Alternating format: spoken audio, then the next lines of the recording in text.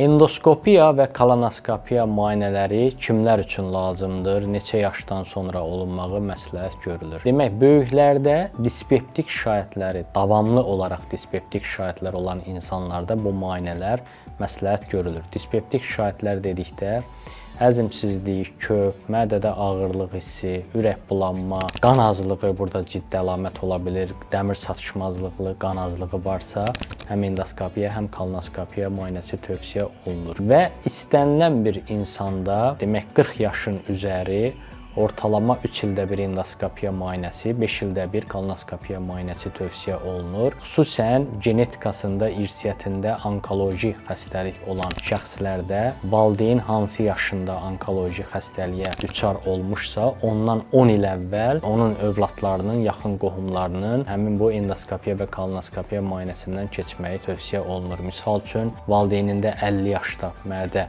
onkologiyası olmuş insan artıq 10 il əvvəl, yəni 40 yaşında etibarən bu müayinələri keçməyi tövsiyə olunur.